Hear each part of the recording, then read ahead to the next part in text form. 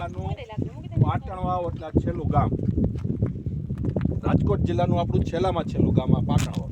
અહીંથી તમે આગળ જાઓ એટલે આ ખેતર છે જુનાગઢ જિલ્લામાં આવી જાય, માણાવદર તાલુકો ચાલુ થઈ જાય પાછળ.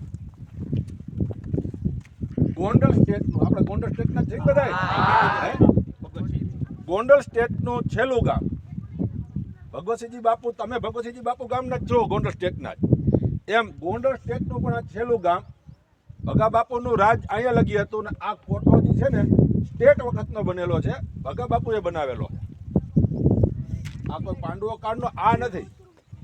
આ જે હતો ગોંડલ સ્ટેટ વખતે જે ભગવતસિંહ બાપાવાળા રાજા હતા ત્યારનો આ કોઠો છે. અને ત્યારે અહીંયા સૈનિકો ચોકી પેરો કરવા માટેનો આ કોઠો. એટલે ગોંડલ સ્ટેટનું છેલ્લું ગામ, એમ આપણા રાજકોટ જિલ્લાનું છેલ્લું ગામ પાટણ વાવ.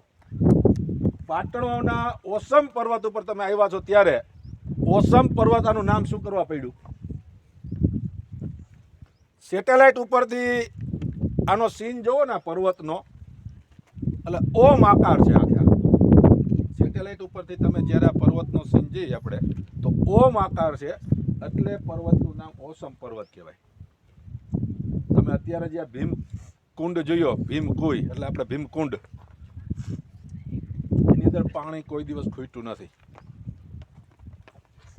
પાણી કોઈ દિવસ એ કુંડની અંદર પાણી ખૂટ્યું નથી. પાણી તમે આમ જોતા હતા ત્યારે તમને થોડુંક ડોરા જેવું લાગતું હતું. પાણી બહાર આવે એટલે તાજું આખું નીકળે. એની અંદરથી એક ભોયરું છે, ક્યાં જાય છે કોઈને ખબર નથી.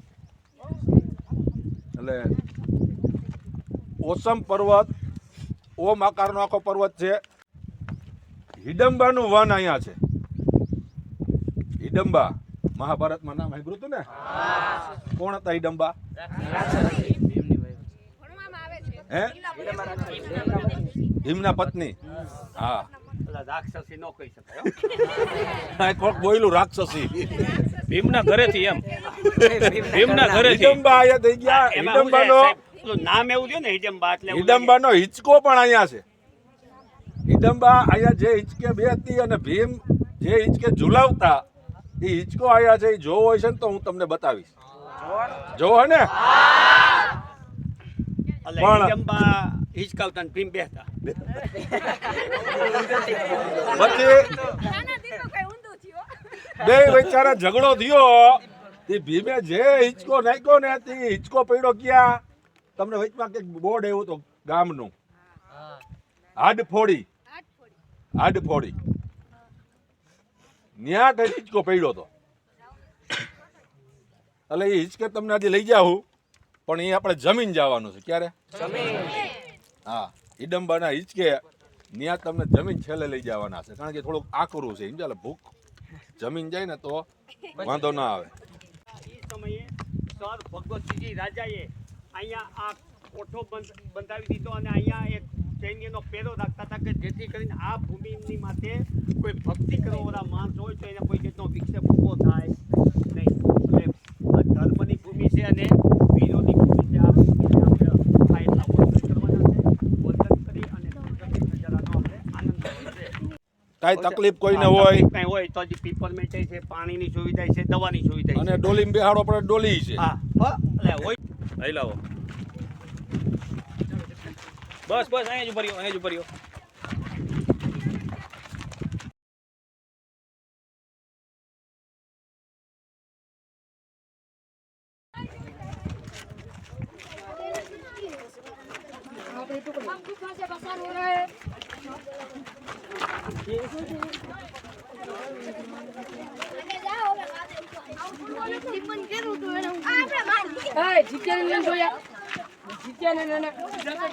અર્પિત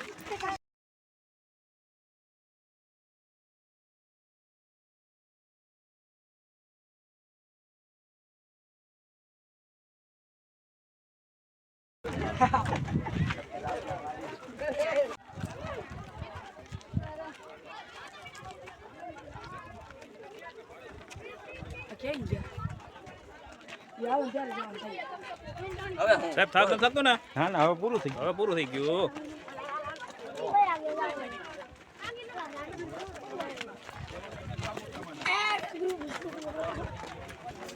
જ્યાં અમારી બે ઢીંગલીઓ આવી. અમારા પેથાણી સાહેબ આવી ગયા. હાય પેથાણી સાહેબ ગડકબારીમાંથી નીકળ્યા છે અને આપને હાય હાય કરતા જાય છે.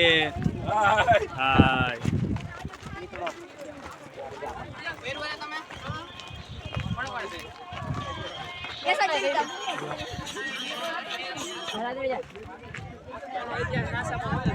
મહાદેવ.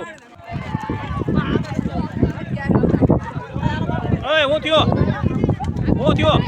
ક્યાં વરવાના છે? આ શોર્ટકટ છે, તમારે ફરવા ન જવું પડે, અહીંથી આમ સાઈડમાં નીકળી જાઓ. હા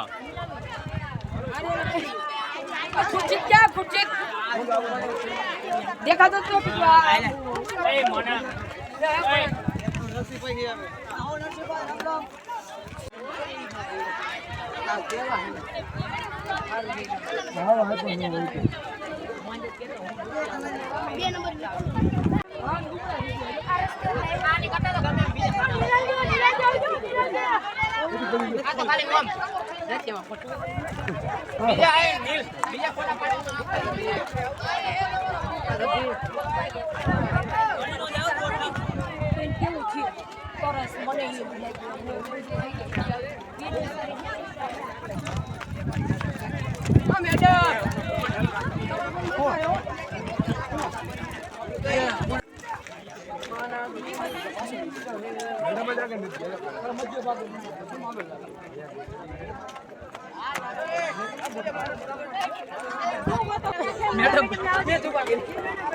કોણ પડી ગયું?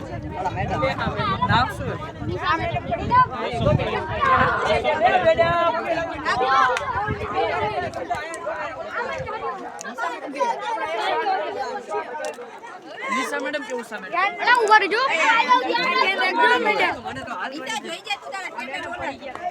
मैडम नीरज चाल जो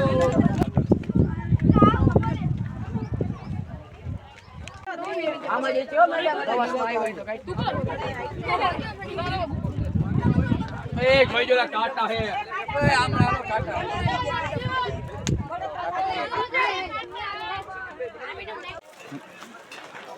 જો સાહેબ અત્યારે આપણી સાથે ચાલી રહ્યા છે અને અમારો પ્રવાસ અત્યારે હવે પંચકોરિયું કહેવાય ને એ પંચકોરિયાની જગ્યા ઉપર આવ્યો છે. આંબલીનો કૂણો કૂણો કોર અત્યારે વિદ્યાર્થીઓ ખાઈ રહ્યા છે અને અહીંયા જો બધા વિદ્યાર્થીઓ આનંદ કરી રહ્યા છે.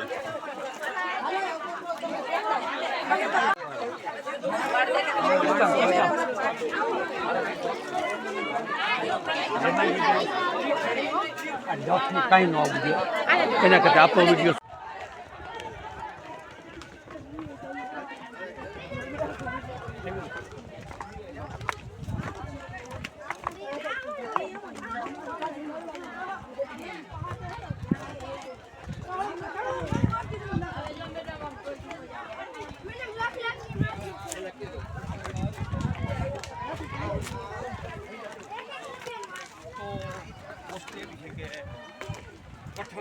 પછી આ કે કેવો થયો આનંદ થયો કે નથી જિંદગી કંઈક આ પ્રકાર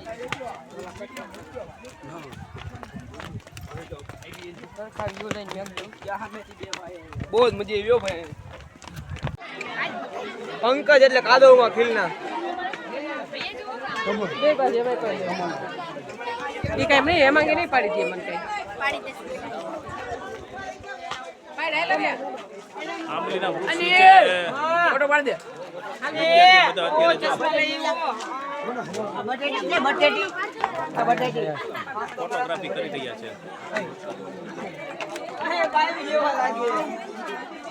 અમારા પેથાણી સાહેબ જો અહીંયા બેસી ગયા, થાકી ગયા. એટલે થાક લાગ્યો સાહેબ? થાકી ગયા હવે હા, પંચકોરી આવીને થાકી ગયા. પંચકોરિયા થાકી ગયા. આપણે ડુંગરના મધ્ય ભાગમાં આવ્યા છીએ અને તમે હવે એમ કહો છો થાકી ગયા તો અમારે ઓલા અશોકભાઈને કે ગમે ડોલી વાળાને બોલાવીને ફોન કરવો પડે ને ક્યાંક. ના ના એમ વાંધો નથી કાંઈ હજી. આપણે મગજમાં એ વસ્તુ રાખવાની કે આપણે માતૃમાના મંદિરે દર્શન કરીને ટપકેશ્વર આપણે ભોજન લેવાનું છે. ભોજન લેવાનું છે. ભોજનનો જે આનંદ આવશે ને એ અનેરો હોય છે. એ અનેરો હોય છે. એટલે તમે હે ને એ ભોજન તરફ તમે ધીમે ધીમે તમારો ફોકસ કરશો ને એટલે થાક નહીં લાગે અને આરામથી તમે તમારા ટપકેશ્વર મહાદેવના મંદિરે ભોજન સુધી આપણે બધા સાથે પહોંચી શકશું.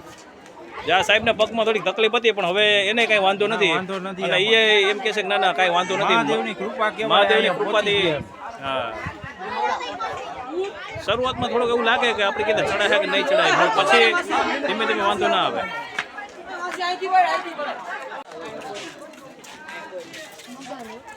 क्या है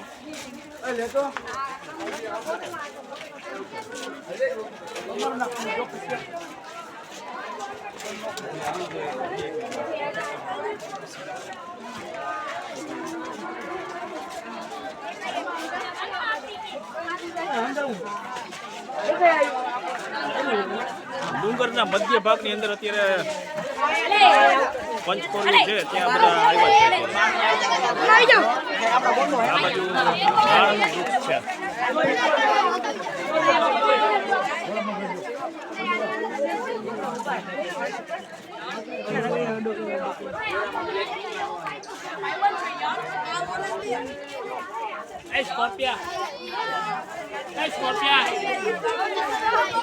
દર્શન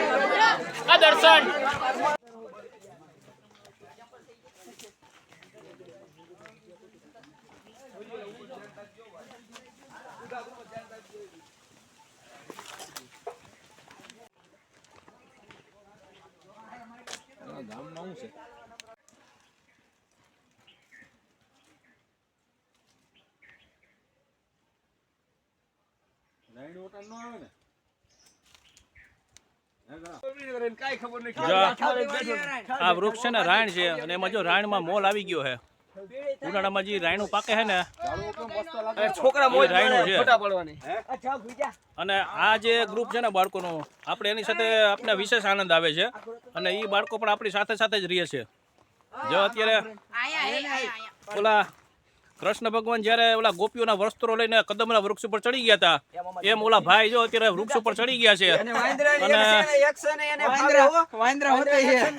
એમ ને જો ડાયર ભાંગે નહીં ક્યાંક, અને ભાઈ નીચે આવે નહીં. અને કૃષ્ણ ભગવાન જેમ ગોપીઓના વસ્ત્રો લઈને ઉપર ચડી ગયા હતા, એવો આનંદ ઓલા ભાઈને આવે છે. જો અત્યારે તો વસ્ત્ર નહીં, પણ ખાલી મોબાઈલ લઈને ચડી જાય ને તોય નીચે બધા ઠેકડા ઠેકડ થાય. મારી પાસે નથી મોબાઈલ, મારી પાસે નથી. મારી પાસે કેમેરો હોય, હાલ જોતો હોય દઈ દઉં. આપણા ઓસમ ડુંગરમાં છે ને એક વાંદરાની જ કમી છે. આપણા ડુંગરમાં વાંદરા લઈ નથી. એટલે અમે બની ગયા. ના ના, આપણે એવું તો ન કહેવાય ને ભાઈ.